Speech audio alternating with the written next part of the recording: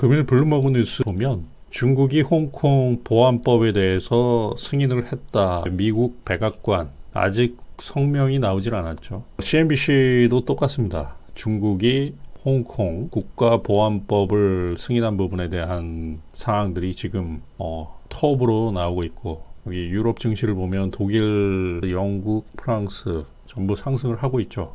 개의치 않고 있다라고 볼 수 있고요. 아시아 증시에서도 홍콩 증시만 빠졌고 일본 니케이 증시가 2.32%가 상승을 하고 있고요. 국내 증시는 홍콩과 중국의 영향을 많이 받고 있었죠. 그래서 코스닥 같은 경우가 2% 넘는 하락을 했다가 회복을 못하고 끝났던 상황이고, 국제 유가 같은 경우는 35달러까지 상승을 했다가 그동안에 20달러 이하권에서 올라왔던 상황이었기 때문에 생각보다는 크게 움직임이 없다라고 볼 수 있고요. 중요한 건 이거예요. 이건 달러당 위안 차트인데 계속 올라가고 있다. 중국 정부에서도 이걸 용인하고 있고, 미국과 중국 간의 무역 전쟁이 발발하고 있다. 미국 증시는 백악관에서 어떤 식으로 할지 그러한 부분들을 좀 봐야 되고요.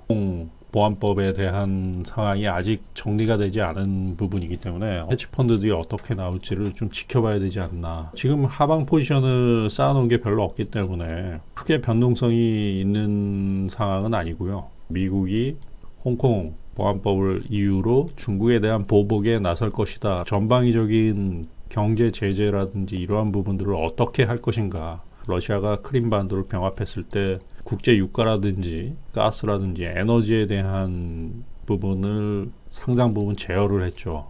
셰일 가스를 늘리고 그러면서 국제 유가를 급락시켜버리고, 미국이 중국에 대한 제재들, 중국의 산업에 대한 제재, 그동안에 많이 풀렸던 것들, 철강이나 산업, 정유, 조선 이러한 부분들에 대한 제재가 동맹국끼리의 제재가 나오지 않을까. 여기 보면 그것을 국내에서는 어떻게 해석을 해야 되나, 반사 이익을 받아야 되나, 그러한 부분을 좀 집중적으로 연구를 해야 되지 않나. 금일 보면 전기전자 일부 종목들, 삼성전자라든지 SK 하이닉스 일부 종목만 상승을 했어요. 정유화학, 조선기계, 철강, 자동차 항목 전부 다 하락을 했죠. 지수는 그러니까 K200을 기준으로 해서는 올랐죠. 삼성전자, SK 하이닉스만 국내 잡으면 지수는 상승할 수 있는 상황이기 때문에.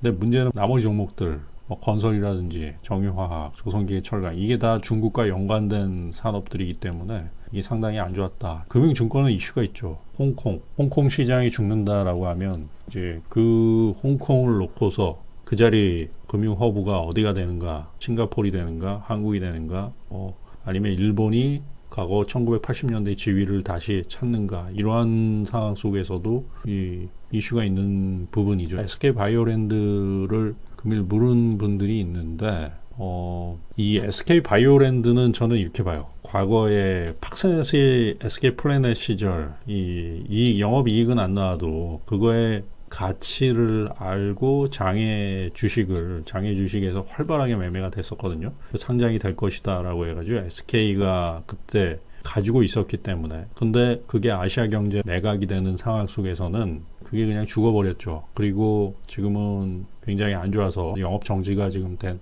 상황 속에서 보면 SK 바이오랜드 역시도 SK의 브랜드 네임이 빠진 상황에서 이게 과연 이 정도까지 기업 가치를 인정받을 수 있을까? 현대백화점이 인수를 하겠다, 그런 뉴스가 나오기도 하고 하는데 별로 안 좋죠. 저는 이거는 팍스넷과 비슷한 길을 가지 않을까. 만약 매각이 된다라고 하면 그렇게 좋아 보이지 않아요. SK 같은 경우는 바이오 기업은 SK 바이오팜에 한해서 진행이 될 것이고요. 이게 장래성이 굉장히 좋고 있다라고 하면 굳이 포기할 이유는 없죠.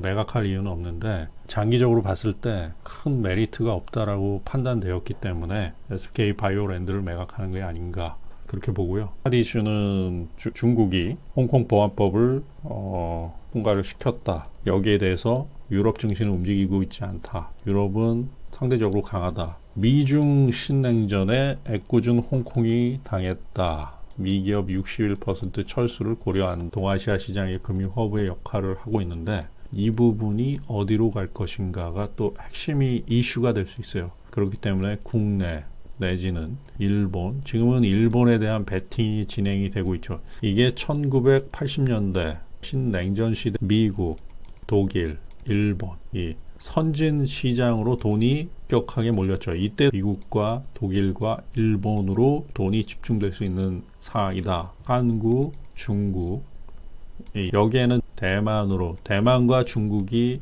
여기에 관계이기 때문에 중국을 때리면 대만은 오히려 일정 부분 반사 이익을 얻지 않을까라고 하고, 한국이 애매해요. 우리나라 같은 경우가 애매한 게 한국의 산업에서는 전기전자, 중국과 관련 없는 부분들, 전기전자하고 금융 쪽 이런 홍콩과 반사 이익이 되는 부분들이 있기 때문에, 대신에 중국과 연관된 산업들 같은 경우는 같이 힘들 수 있어요. 때문에 지금은 옥석 가리기가 굉장히 중요하다. 근데 문제는 뭐냐면, 처음에는 중국을 때리면은 미국은 일정 부분 상승을 해요. 근데 이게 시간이 지나면 미국과 중국이 같이 복골복으로 서로 간에 난타전으로 가는 현상이 나타날 수 있기 때문에, 애플 공장이 중국에 있기 때문에 서로 간에 상당 부분 좀 안 좋을 수 있다. 홍콩에 대한 자치권을 인정을 안 한 거예요. 미국의 명분은 민주주의를 말살을 했다라고 보고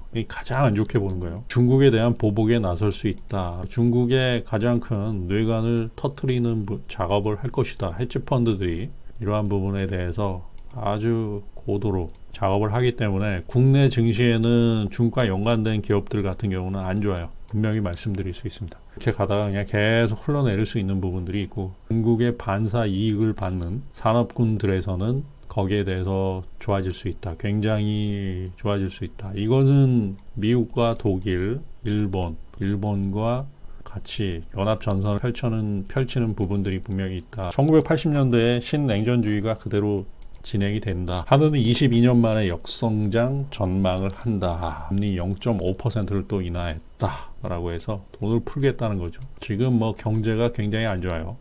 마이너스 0.2% 올해 경제 성장률 마이너스로 나올 가능성이 크다라고 하늘에서 공식적으로 인정이 되고, 그런데 주가 같은 경우는 많이 안 빠지는 부분도 숏포지션으로 한번 투매가 나왔기 때문에 2100포인트 정도에서 1500, 여기서부터 돈을 계속 풀기 때문에 이게 일정 부분 유지가 되고 있는 2000포인트 상황이고, 그러니까 계속 풀겠다. 중국이 어떻든지 간에 돈 푸는데 장사 있습니까? 변동성은 클 수 있지만 그 변동성을 잘 활용을 한다라고 하면 또 좋은 기회도 나올 수 있는 시장이다. 금일 증시를 보면 거의 다 힘들었던 시장이고, 100개 종목 중에 한두 종목 찾는 종목들고요. 집중 시장이 안 좋았기 때문에 미중 무역 전쟁에서 전쟁주가 또 움직이는 상황이 있었고요. 제가 커뮤니티에다 올린 글들이 이런 상황들, 변동성 상황에서는 여러분들이 손실날 가능성이 굉장히 커요. 그렇기 때문에 그 부분을 이야기를 드린 거예요. 미국의 코로나 바이러스 데일리 케이스로 보면 하루에 발생자가 2만 명 이하로 코로나 확진자가 나오고 있는데 18,600명. 그러니까 코로나에 대한 이슈가 점차적으로 줄어들고 있다. 국내에서 2차 발발이 진행이 되고 있고, 푸팡 물류센터에서 발병이 되고 있다가 되기도 하는데, 실제로 미국에서는 줄어들고 있어요. 이게 급격하게 줄어들고 있기 때문에, 그렇기 때문에 코로나 바이러스에 대한 이슈가 지금 크게 부각되고 있지 않다. 즉 올라가면 공매도로 계속 공매도 포지션을 쌓아갈 수 있는 상황이다. 펀더멘탈 대비해서 많이 올랐기 때문에 유심히 보시라라는 말씀을 드립니다. 중요한 거는 이거 달러당 위안 차트 1.2 위안을 돌파를 했어요.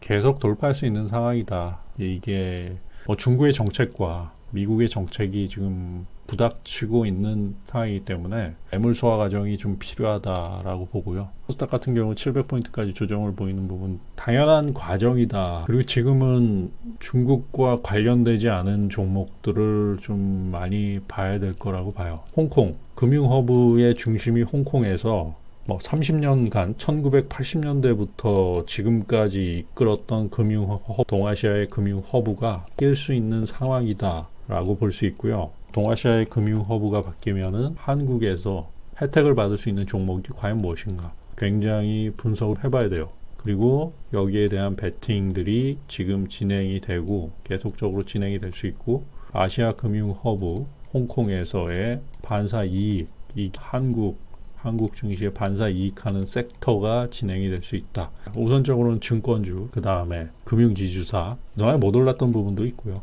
코스닥의 테마가 하나 돈다라고 하면 이것도 굉장히 크게 이게 계속 이슈가 나올 수 있어요. 그 부분을 집중적으로 연구를 해보십시오. 거기에 돈이 집중이 되고 한머니들이 집중이 되고 거기서 수익률 게임이 진행될 수 있다. 지금 돈이 들어간 게 너무 많기 때문에 선진국의 자본이 많이 들어가 있죠. 거기에 대해서 뭐 일본이라든지 대만, 그 다음에 한국의 반사 이익을 얻는 그러한 섹터로 돈이 국내에서도 몰릴 수 있다. 그런 말씀을 드리면서 선호 투자하십시오.